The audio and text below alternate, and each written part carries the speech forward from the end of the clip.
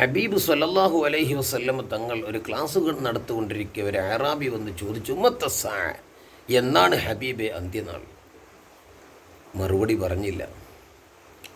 Class എല്ലാം കഴിഞ്ഞതിന് ശേഷം ഹബീബ് ചോദിച്ചു ഐന, എവിടെയാണ് ചോദ്യകർത്താവ്? അദ്ദേഹം പറഞ്ഞു ഞാനിവിടെയുണ്ട്. റസൂലുള്ളാഹി തങ്ങൾ മറുപടി പറഞ്ഞു ഫഇദാ ളുയ്യത്തിൽ അമാനത്തു, അമാനത്ത് ദുരുപയോഗം ചെയ്യപ്പെട്ടാൽ ഫന്തളിരി സാ, ഖിയാമത്ത് നാൾ പ്രതീക്ഷിച്ചു.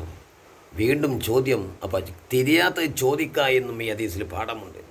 കൈഫ ഇളഅതുഹാ, ഈ അമാനത്തിൻ്റെ ദുരുപയോഗം എങ്ങനെയാണ്? സുല്ല പറഞ്ഞു ഇദാ ഉസ്സിദൽ അംറു ഇലാ ഗൈരി അഹ്ലിഹി, കാര്യങ്ങളൊക്കെ അതിന് അർഹതയില്ലാത്ത ആളുകളേക്ക് ഏൽപ്പിക്കപ്പെട്ടാൽ ഫന്തളിരി സാ, അന്ത്യനാൾ പ്രതീക്ഷിച്ചോ.